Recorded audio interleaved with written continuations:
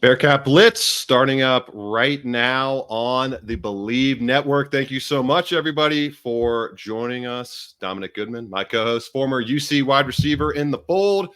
Bye-week show, back half of the bye-week show coming your way. And as you can see on our underscreen, a very special guest in the fold this week. We have UC tight end Chamon Metayer coming on the show to discuss all things Bearcats, their first 5 games of the season, his big breakout game on the road against BYU this past Friday night, and all that good stuff. Welcome in Chamon in just a moment. As always, you can catch Bearcat Blitz on your podcast feeds all over the place, Apple, Spotify, Google, wherever you're getting your podcast. Go ahead and rate and review us there. Subscribe, rate, and review. 5 stars would be fantastic. And you, of course, can also check us out on Valley Sports Ohio each and every week, mostly airing on the weekend evenings there. And now we don't have any Reds games to go up against, so could be getting those shows a little bit earlier in the evenings on the weekends. And check us out on YouTube as well. Talking Cats with Russ Eltman. You can find every show there. We are, of course, presented by Bet Online. Football is back, and Bet Online is your number one information source for all your sports wagering info with up-to-the-minute stats, news, scores, and matchup breakdowns. Get the latest game odds, spreads, and totals from the NFL and college football at your fingertips with Bet Online's real-time updates on statistics, news, and odds. From week 1 all the way to the college football playoff and Super Bowl, Bet Online is your source to give you access to all the best football promotions and contests available anywhere online. Head to the website today or use your mobile device to get in on the action. Remember to use our promo code BELIEVE, BLEAV, to receive your 50% welcome bonus on your first deposit. Bet Online, where the game starts. Chamon, thank you so much for joining us on the show this week, man. Dom and I really, really excited to welcome you on and give you the floor. What a great performance against BYU. You have the 2 touchdown catches. You have the big plays there as well, career high in yards. What all kind of went into that game? Did you anticipate being a bigger part of the game plan going into BYU? First off, I just want to say thank you for having me. Yeah. Nice meeting you too, Dominique. Going off into that week, it was just staying mentally prepared. I knew I was due for a game. Just stayed focused that whole week, and the coverage they was playing, like as soon as we started the game off, I just knew it was going to come to me sooner or later, and I just stayed patient, and my moment came.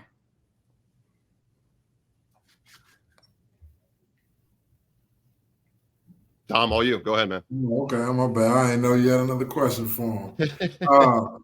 So just really, when you preparing for the game, what goes in your preparation? Like, what's your routine when you come into a game like that?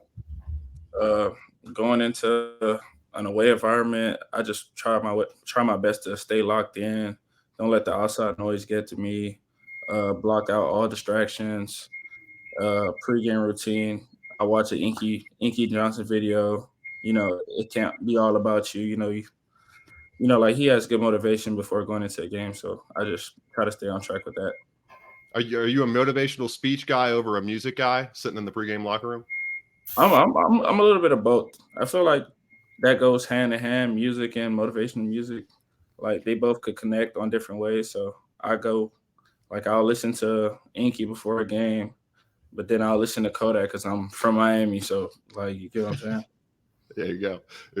UC tight end Chamon Metayer joining us on the show this week. It's Bearcat Blitz on the Believe Network. I'm your host, Russ Eltman, joined by my co-host on the other side of the screen there with Chamon in the middle, former UC wide receiver Dominick Goodman, part of the program from 2005 through 2008 and a beloved alumni at that, one of the biggest and best record holders in the UC wide receiver ranks, right up there in all of the big statistical metrics. So, Chamon, BYU snaps go way up. I think you had your highest snap count of the entire season. You almost doubled your average snap count from the first couple weeks of the season. Why do you think you've earned so much more playing time as the season's gone along and ensuingly making even more of an impact from that tight end spot? I just think it's about building trust, showing day in and day out what you could provide on the field. Like, I'm a big believer on what you put in is what you get out of. And my time was at BYU. I was called upon and I was ready. Like, if you stay ready, then you ain't got to get ready. You get what I'm saying? Exactly. Dom? So being behind two good tight ends, Wiley and Taylor, what things did you learn from them being there? The biggest two things for them was just stay positive. Like any negativity that gets to you, it could throw you off track. You know, you can't lose focus of the main goal. Like you being negative, it'll bottle up everything in your head. You'll go out there, have bad practices, you'll forget plays. And once you do stuff like that, coaches can't trust you. So my big thing was just stay positive with them. I know they were more experienced than me and I sat behind them, but I took my time and I just learned everything I could from them. Chamon, obviously piggybacking off of that question from Dom, the history of the tight end position at the University of Cincinnati. You got really this entire century, it's been molded by guys like Brett Selleck, Travis Kelce, Josh Wiley, Leonard Taylor. You just mentioned you guys that you played with for multiple years. Do you kind of get that sense of trying to take the baton of that tight end you mentality, trying to take the baton and carry it to even further greater heights, as I'm sure you're trying to be the next great tight end at the University of Cincinnati? Yeah, I'm trying to be the best. Like anything I could apply to on the field and off the field. Like going into the season, I had called Wiley. I was wondering like how he broke down film and stuff, and that has been helping me this whole year. So I applaud him for that. I mean, I see LT here and there. You know, he's being great spirits, cheering me on, uplifting me in any way he could. The way what was that? If you're able to share it, what was that little nugget of film advice that Josh had for you? So Mondays and Tuesdays, Josh would just back how I used to break down film, I used to break down everything. But on Mondays and Tuesdays, Josh would break down the tendencies of like what they do on first down, second down, and then he'll worry about later downs, like third downs and fourth downs on like Thursdays and Fridays. Makes a lot of sense. Dom, all you. Yeah, well, as far as like the tight end, people don't know too much. Connor Barman was a tight end before he became a DN. And I hear you a hooper, so he walked on and played basketball. If the chance presented itself, would you be interested in doing it? Hey, literally before this conversation, I was having a conversation with Zach, and I was telling him if the chance came to me, I would walk on and try out and show him I could really hoop for real. Like, I think they have open tryouts. Almost every college has open tryouts. I'm pretty sure every year. That might need to be a fun little. I don't know if the coaches would love that. It'd probably happen obviously in season, but we can dream. Fans would obviously be dreaming about seeing Chamon Metayer. What is it, like the Myles Garrett video when he goes around and is playing pickup and stuff, and he was in that celebrity game? What kind of comparison would you have for your basketball game if you were to compare to maybe a player today or a player from years past? I'm more of a prolific scorer, so I'll really compare myself to Jason Tatum just based off how he hoops. But like in the paint, I would consider myself a Zion because I really go up and get everything. So there's plenty. There's a lot of new talent on that UC basketball team. Maybe they got room for a 6'7" swing forward right there that can get going. 6'5" at least, right, Chamon? You're right up there. Like 6'6" for real. There you go. Right in between it. Chamon Metayer, UC tight end, being very gracious with his time this week, joining us on Bearcat Blitz, middle of their bye week, little off week before back-to-back home games, Iowa State and Baylor. Looking at the run blocking, just kind of going through how you've performed game to game, rewatching the game, Chamon, I've noticed, especially compared to last year, there's been a lot more stability in your run blocking form and just your run blocking consistency. What has kind of worked into that, and what's been the biggest factor in allowing you to grow as a blocker, which is obviously, you could argue, the most important part of being a tight end? The most improvement, I'd say, is being healthy. Last year, I had the shoulder injury. It was kind of hard. I had to sit out 7 games.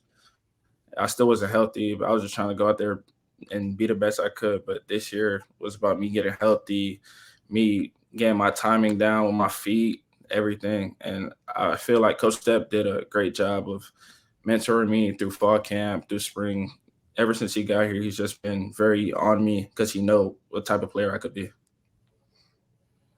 And being like we had a guy come in, Kazim Ali. He was like a 5-star recruit. Just being a top rated player in the country, do you feel a lot of pressure coming in have to start right away, or do you just feel like it's another day?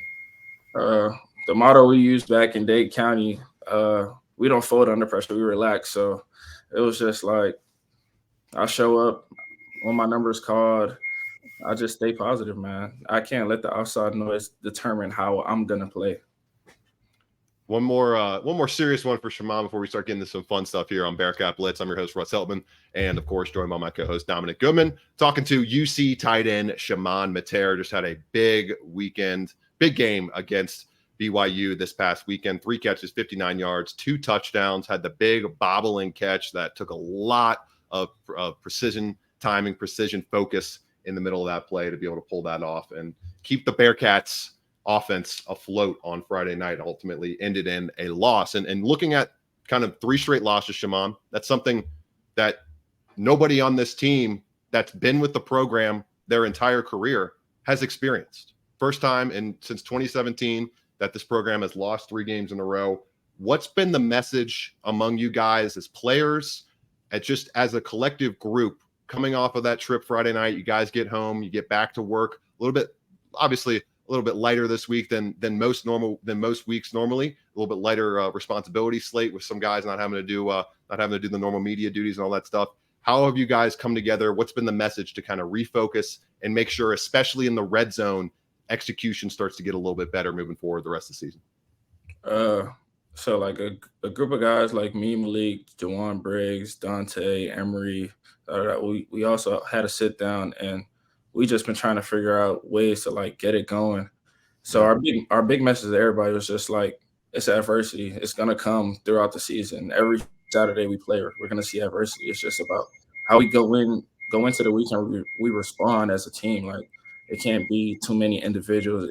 We got to do this as a team. Like this is a team game.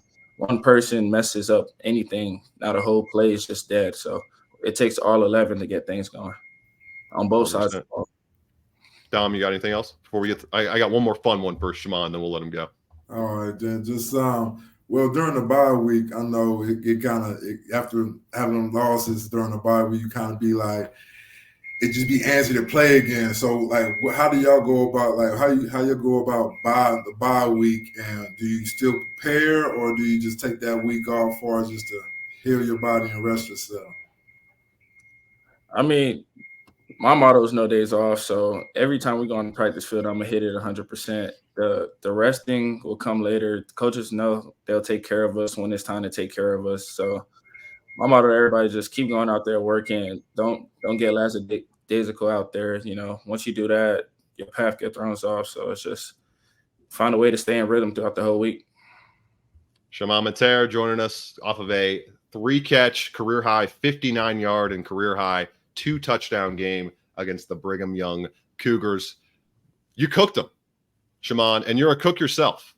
Yeah. Let us in a little bit into the cooking world of Chamon Metayer. Give us your top 3 dishes.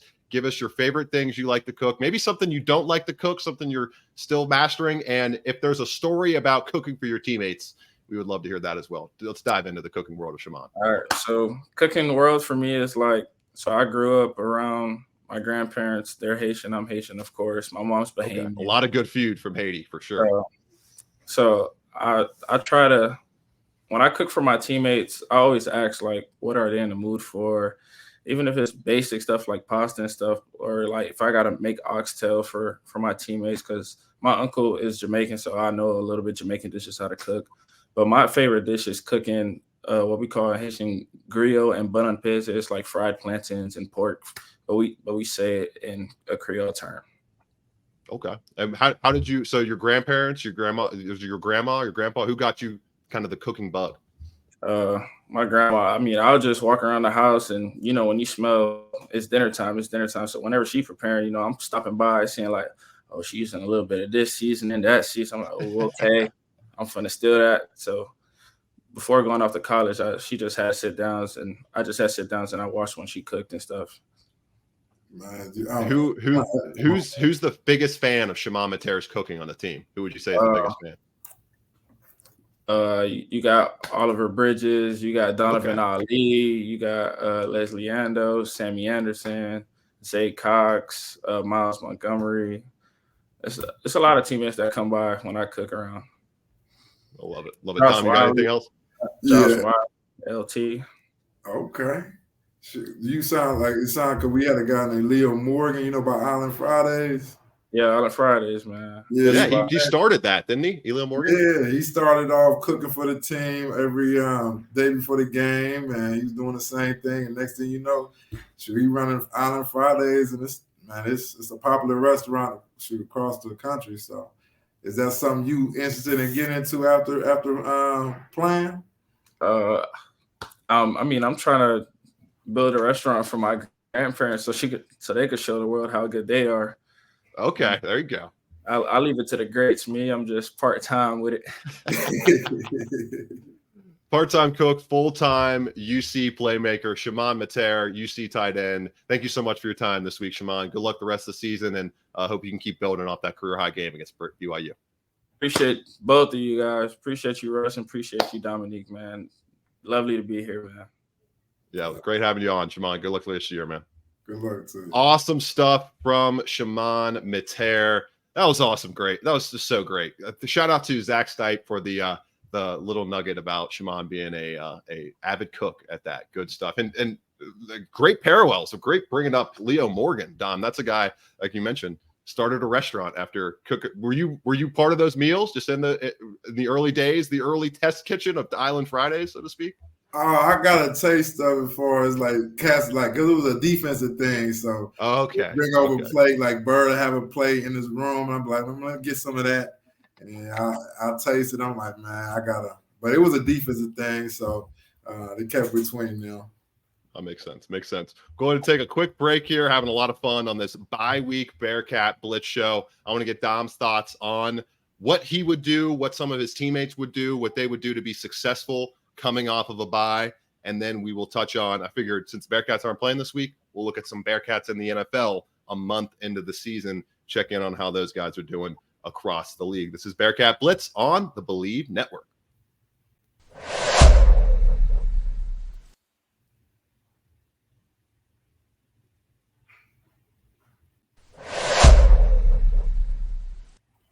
Bearcat Blitz continues on the Believe Network. Whatever podcast forum you catch us on, YouTube Talking Cats with Russ Heltman, and of course, Bally Sports Ohio. Thank you to everyone who has checked us out. I know I was getting pictures sent to me all across Cincinnati. People are like, hey, it's you. That's Russ Heltman and Dominic Goodman up on my TV at this bar I'm watching sports or drinking, having some drinks out over the weekend. It was cool to see everybody seeing us on the screens and everybody checking us out. Please subscribe, rate, and review wherever you get your podcasts. Help us keep building this thing and build it into the best Bearcats podcast you can have around. And, of course, we're only focused on football right now. I would like to add a little basketball component, but we will dive into those waters once we get winding down through the football season, which bye week right now, 5 games down, Dom, 7 to go. You went through, 4 or 5 bye weeks in your career at UC. What were some of the best aspects of the bye that you and your teammates, or maybe just you individually, were able to catalyze a strong back half of the season through doing those things on the bye? First thing foremost is just getting your body healed up, getting it ready to go. And second is it's just like you said, no days off. Still watching film, continue doing that, continue working out, getting bigger, stronger, faster. And also, too, something I like to do is get with my quarterback. I don't care if it's first string, second string, third string, fourth string, doesn't matter. I get on that field and still put in that work for us running routes, getting the timing down, and also, too, getting with my receivers and just talking about the game plan and really just figuring out what we need to do and how we need to improve from film. So it's just mostly just a mental thing, just getting yourself ready for the next week, especially after a loss. It was one of those things you're just eager to get back out there, but at the same time, you got to stay patient, stay with the game plan, and just be ready, just be even more ready for when the game comes. And I feel like after a bye week, when you overly prepared, it's just gonna make the game easier and you be more successful. And as I mentioned on the Tuesday show, great stuff right there from Dom. Just just have to get healthy first off and foremost. And they're pretty healthy right now through the first 5 games of the season. They've stayed relatively injury free, especially major injuries. Obviously, the only guy that's really affected the team in terms of injury loss has been Sammy Anderson Jr., not having him on the back end of that defense, which was already pretty thin coming into 2023 season. There's just a massive opportunity. That's got to be a big motivation for this team, knowing that you're 2-3. You lead the country, Dom. This team leads the country in total first downs out of any team in the nation. They're the best marker-to-marker offense in the league. They're one of the most consistent offenses in the league, not the league, the country, until you get to the red zone, where they have gone 2 for 12. They are 13th out of 14 Big 12 teams with a 42% touchdown rate. And I'm very intrigued that we got that nugget from Chamon, that he, Malik Van, Emory Jones, kind of the leadership in this football team, this football program, have gotten together to try to figure out how to make those plays into magical moments in terms of touchdowns. So that's a lot of good stuff that they're doing on the bye. We'll see if they can capitalize with, like I mentioned, your favorite against Iowa State on the ESPN matchup predictor. Right now, looking at it, they are expected to win this game 69% of the time, and also favored against Baylor on the FPI ESPN matchup predictor. Both games at home, the Baylor matchup, UC expected to win roughly 70.8% of the time. Those are two pretty substantial edges that the analytics are giving to UC, and it's an edge that is going to sting really bad for this program if they can't at least go 1-1. If not, you're expected to go 2-2 in a scenario like this. Dom, touching on the Bearcats in the NFL real quick before we get out of here, only have about 60 seconds. I really want to highlight Ivan Pace. The dude goes undrafted in the NFL draft last year. I couldn't believe the Bengals did not use their 6th or 7th round pick on Ivan Pace Jr. He gets a great advantage out of that respect, though. You go to a place in Minnesota where you get playing time right away. You get access on the field in preseason. And now, Dom, he's top 10 on PFF in terms of overall rookie grades this season. He leads all rookies in pass rush win rate, which means how many, the percentage of times in the pass rush snaps that you're winning against your blocker more in less than 2.5 seconds. He's doing that 29% of the time to lead all rookies. It's just been a really cool growth story for Ivan Pace Jr. that I'm trying to stay as unbiased as possible. And even coming off of that NFL draft, I was like, it's only the measurables, because this guy is a first round talent as a pure football player. First of all, we are co-running. So it's no surprise to me, because I seen the kid play in high school and seen him grow from there. He just always had that motor and that love for the game. He's the kind of kid that's got passion for it. So when you passionate about anything, you're gonna be successful at what you want to do. There's no surprise with me. It's just he's a guy that, if you're a person of faith, things happen for a reason. So it all worked out. He's in a good position. He's in a good position to grow and succeed. He's with a team that's basically kind of rebuilding. So he's in that position where he does what he has to do, make plays, and continue getting his name called. Shoot, next thing you know, he could be the face of the defense. You know what I'm saying? So I just feel it's a wonderful thing. It's a great thing. And what he's doing out there, and it shows to other guys that you don't got to always be drafted to make a team. You know, it's just about hard work and dedication and passion. And that's how it really is. If you want to get to that next level, it's about passion. Ivan Pace Jr. killing it. Josh Wiley just had his first 2 catches in the NFL. His first touchdown in the NFL came at the expense, I'm sure, a little bit of a melancholy for plenty of Bearcats fans, given that it was in a 27-3 or 24-3. I'm trying to flesh the score out of my mind. Beat down of the Bengals at the hands of the Titans. But good for Josh Wiley. That was really cool to see him get that moment and keep building on that NFL career. For Dominick Goodman, I'm Russ Heltman. This has been Bearcat Blitz, presented by Bet Online. Thank you so much. Keep checking out the rest of the Believe Network, and we'll talk to you at the start of Iowa State week, everybody.